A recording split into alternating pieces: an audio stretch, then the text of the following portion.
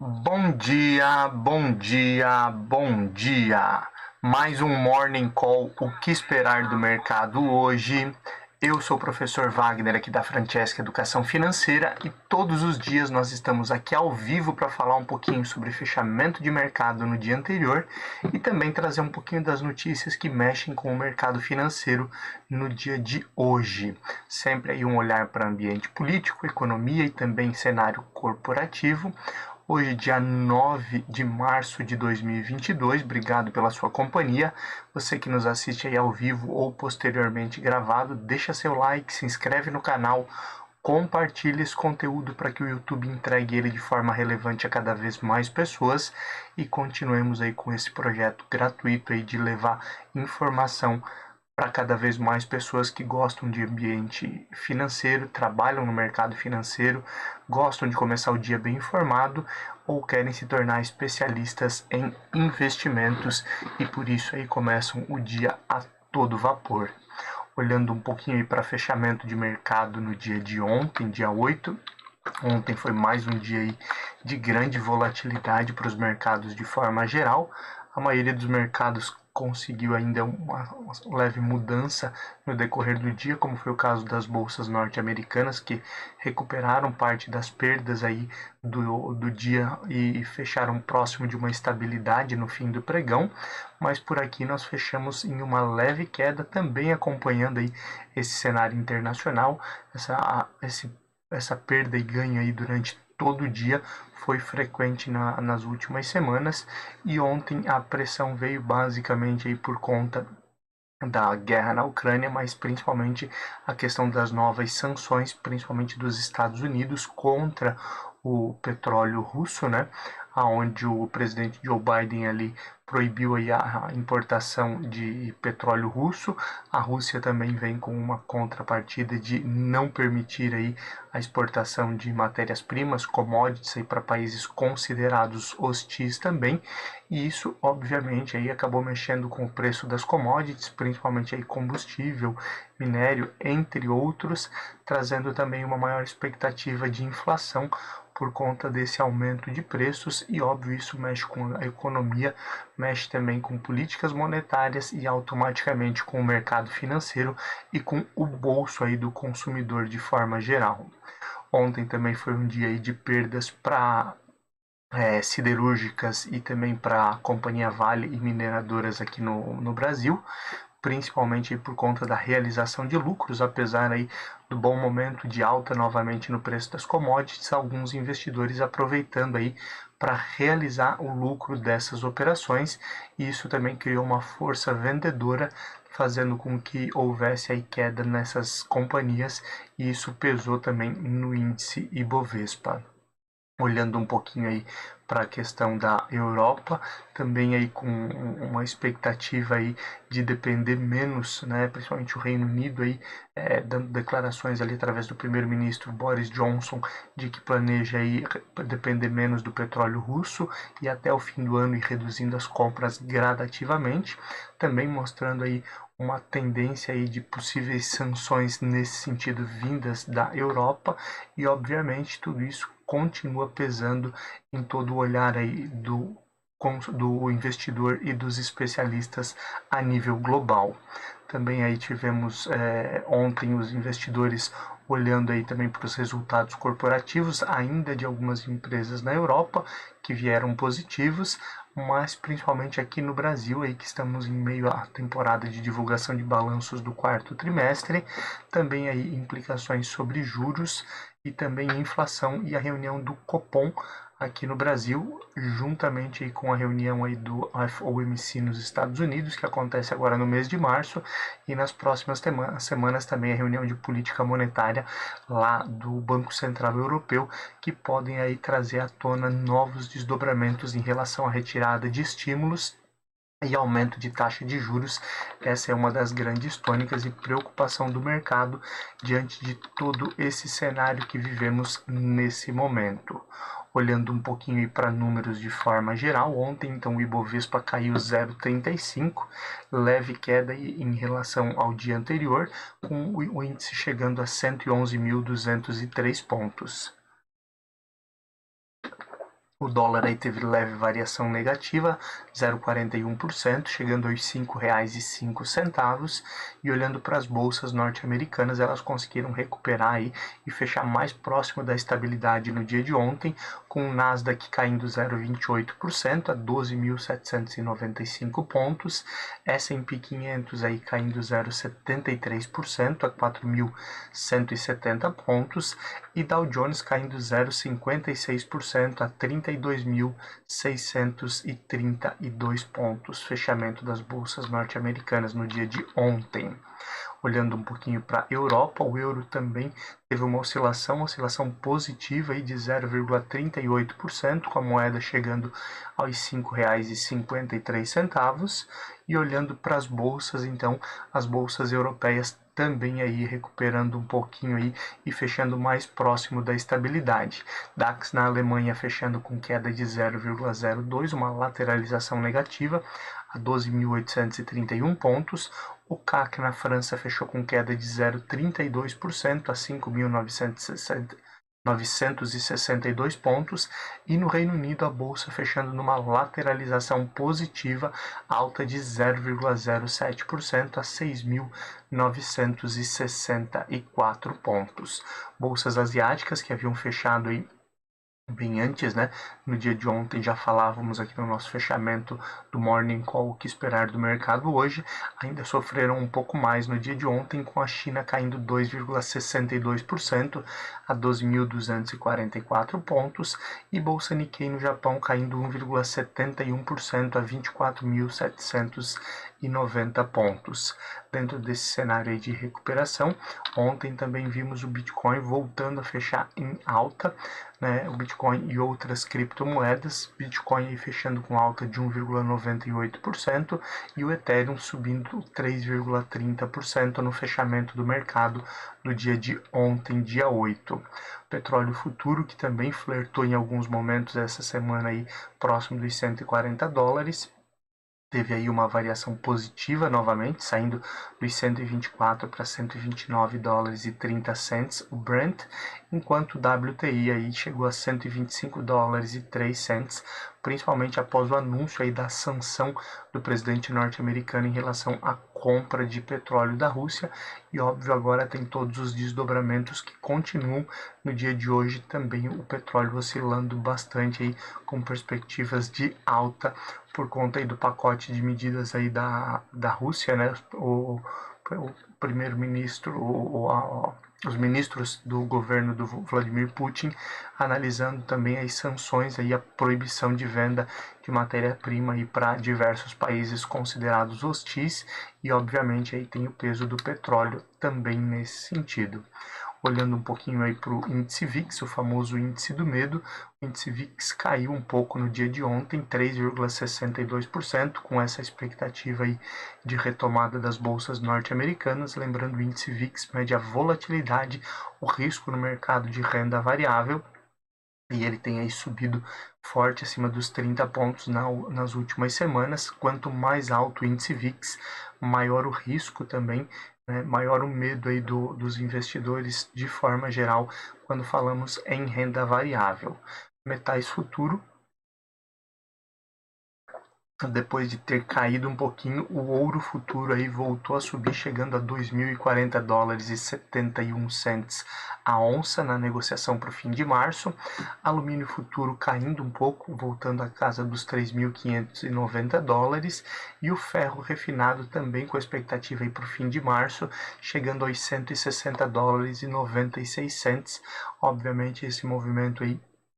de valorização também levou ontem, como falávamos, a uma realização aí de empresas no Brasil, empresas aí principalmente voltadas à siderurgia e exploração de metais.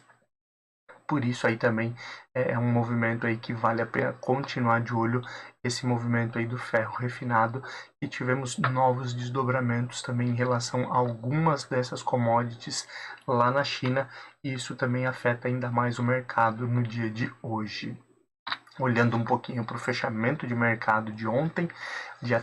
8/3, tivemos aí uma recuperação, principalmente das empresas aí de aéreas, né, que vieram de 2 dias de forte queda, e então ontem a Azul 4 chegou a subir 7,09% a R$ 19,17. Gol 4 também subindo 7,08% e recuperando parte das perdas da semana, chegando aos R$ 13,15. BRFS 3 caindo ontem 7,03% a R$ 15,37. Caindo não, desculpa, subindo, né? LREN3 Lojas Renner subindo 6,36%, chegando aos R$ 23,38. E também ontem, entre as principais altas, Cielo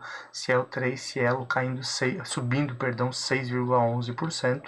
a R$ 2,43. As principais quedas ficaram então por conta aí de empresas do setor de metalurgia e exploração, né? Companhia Siderúrgica Nacional, uma delas, a principal, liderando as quedas em 4,80%, chegando a R$ 27,55. Vale 3 também caindo 4,38% a R$ 100,46.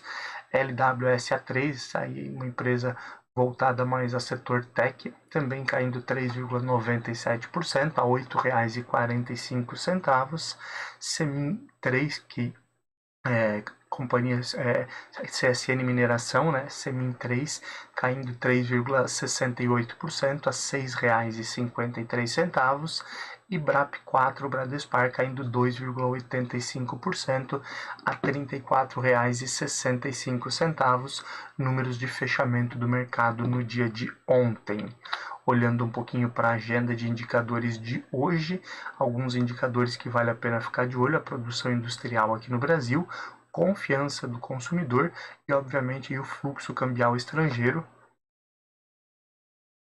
Fluxo estrangeiro aí que tem mostrado aí a grande diferença desde o início do ano para a Bolsa Brasileira, que tem se recuperado e mantido alguns números por conta da entrada de alguns ativos aqui, olhando para a taxa de juros, né, na renda fixa, que acaba sendo bem atrativo para muitos investidores, e também aí alguns ativos considerados baratos na Bolsa Brasileira. Esse momento aí, então, vale a pena continuar acompanhando essa entrada de moeda estrangeira, de investimento estrangeiro direto, que pode, obviamente, aí, dar um panorama dos próximos passos também em relação à arrecadação e ao fluxo cambial estrangeiro aqui no país. Olhando um pouquinho para o exterior, hoje 3 indicadores importantes para ficar de olho: payroll lá na França, geração oficial de empregos, também mostrando um pouquinho aí em relação aí ao cenário do que podemos esperar talvez do Banco Central Europeu na reunião de política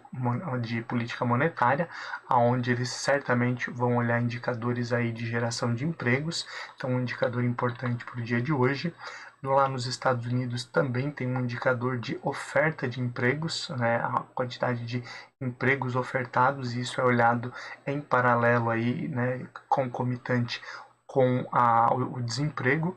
Se eu tenho aí uma oferta de empregos maior do que o desemprego, é talvez um desemprego de pessoas que não querem trabalhar ou não têm a capacitação específica para aquele tipo de atividade, e isso também pode interferir aí nos próximos passos do FOMC e do Banco Central norte-americano, o Federal Reserve.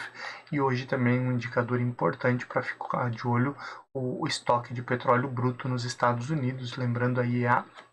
e também a questão dos Estados Unidos boicotarem agora a importação de petróleo russo, pode aí mostrar novas quedas aí nas próximas semanas em relação ao estoque bruto de petróleo nos Estados Unidos, que já vem caindo, e obviamente isso pode gerar também descasamento aí em relação à oferta e demanda, causar mais preocupação e novos aumentos em relação ao preço da commodity. Continuando e olhando para o ambiente político e aquilo que pode interferir no mercado no dia de hoje, o subsídio aos combustíveis, né, pelo menos um subsídio temporário aí de 3 a 6 meses, volta aí à tona e ganha força em Brasília nas discussões aí sobre PEC e outras possibilidades aí para reduzir o preço dos combustíveis na bomba. Ontem também aí o Senado aprovou o pedido aí para que o presidente da Petrobras, Silva e Luna, vá explicar no Senado o pagamento de dividendos e também a pauta em relação aí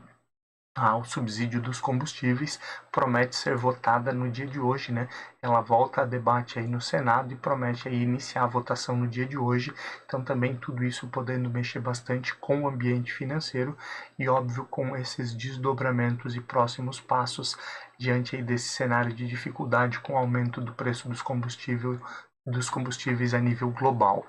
O presidente Jair Bolsonaro também em entrevista voltou aí a sugerir o uso aí de forças armadas contra o que ele chama aí de ameaças socialistas e pedindo inclusive apoio aí das bancadas evangélicas contra essas ameaças socialistas. Isso obviamente pode trazer novos atritos em relação aí a membros do judiciário, né, o STF, aonde hoje nós temos 2 ministros do STF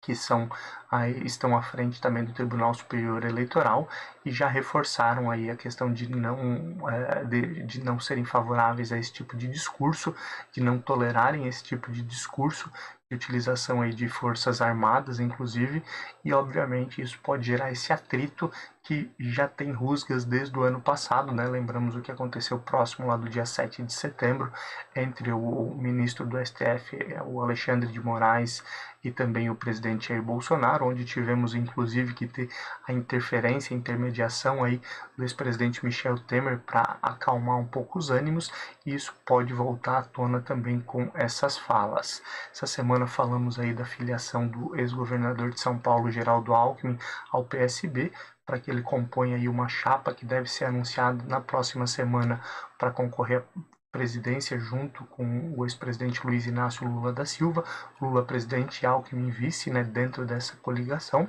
mas fontes internas dizem aí que a federação entre os dois partidos, PT e PSB, ainda está distante, principalmente com discussões sobre alguns estados e como será feito aí o apoio a candidatos nesses estados, né, principalmente a governo do estado de São Paulo, Pernambuco e outros locais, né, como Bahia, que o Jacques Wagner também desistiu da candidatura. Então isso tudo tem impedido aí que prossiga a questão da federação entre os dois partidos. Vale a pena ficar de olho nas cenas dos próximos capítulos.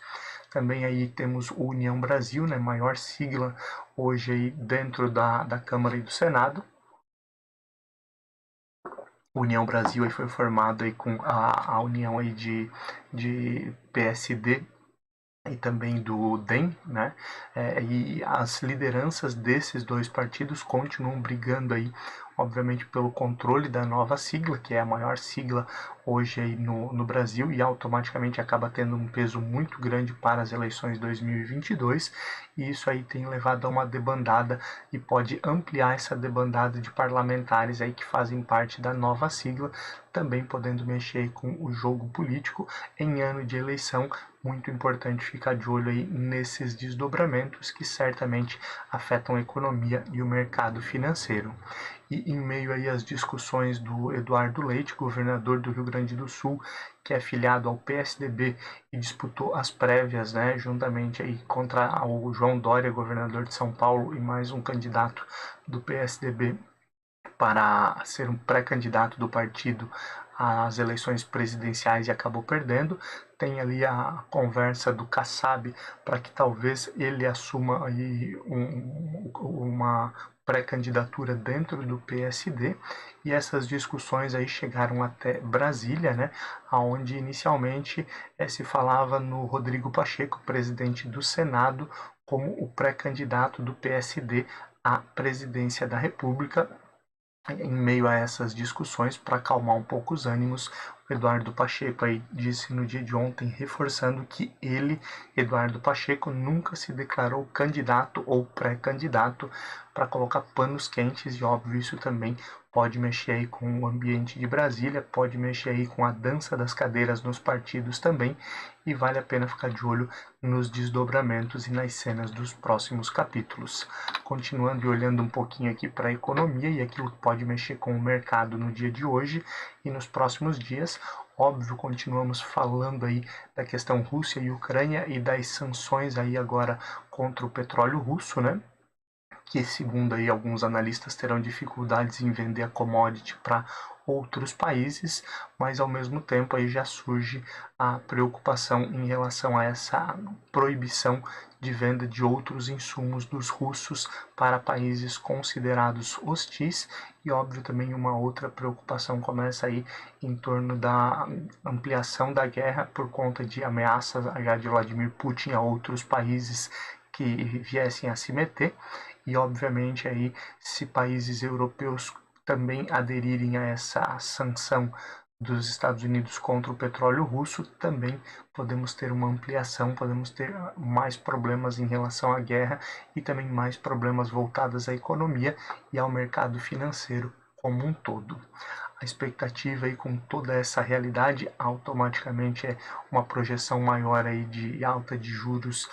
pelos bancos centrais, né, principalmente por uma inflação maior, e aí volta toda aquela discussão. Esse mês nós temos aí então reunião de política monetária lá no Banco Central Europeu, temos conversas do FOMC, que é basicamente o Copom lá dos Estados Unidos, e também a partir da próxima terça-feira temos reunião do Copom aqui no Brasil e já começa toda então essa expectativa em relação aos próximos passos de economia e política monetária de todos esses bancos centrais, tentando frear um pouco dessa inflação e ao mesmo tempo aí cuidando na medida aí da taxa de juros para não reduzir de vez ao crescimento do PIB de todos esses países e a retomada econômica pós-pandemia, que ainda é uma realidade e ainda deve ser vista aí em todos esses países. Outra situação interessante dentro da economia para ficar de olho e que obviamente essas sanções acabaram pesando também nesse sentido foram as definições do Banco Central na Rússia, que ampliou aí o controle de moeda estrangeira na Rússia e agora as pessoas podem aí, indiferente de quem seja, só consegue sacar no máximo 10 mil dólares. Qualquer valor acima disso, ele tem que ser convertido aí em rublos, né, que é a moeda russa, né, conversão do dia, e não é possível então fazer qualquer saque acima de 10 mil dólares em moeda estrangeira. Isso também aí mostrando um risco maior de default, né? O default aí é basicamente aí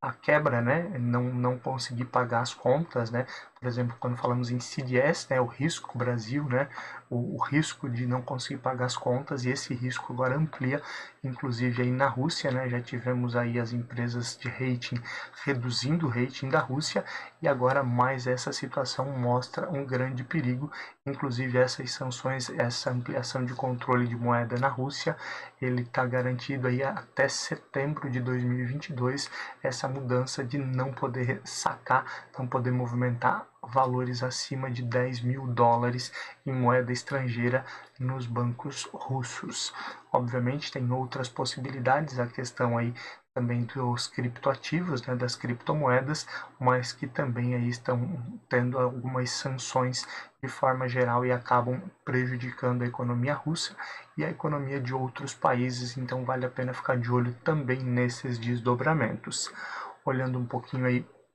para a questão da Europa,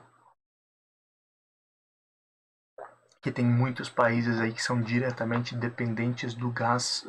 russo, né, e também do petróleo. Tivemos aí o ministro Boris Johnson, como falamos anteriormente, lá no Reino Unido, reforçando a questão de que ele quer reduzir a compra de petróleo, até reduzir a compra de petróleo russo até o fim de 2022, e a Europa agora também dizendo que comprou aí todo o gás suficiente aí para passar o inverno no hemisfério norte, que também era uma grande preocupação, e isso também pode ampliar as sanções da Europa contra a Rússia, trazendo novos desdobramentos em relação à economia e obviamente em relação à guerra, então também vale a pena ficar de olho nesses desdobramentos que podem mexer com o mercado. E a China, né, um dos poucos países aí que ainda tem apoiado em diversos aspectos, inclusive economicamente e auxiliando aí na questão de sistemas de pagamentos, depois que Mastercard e Visa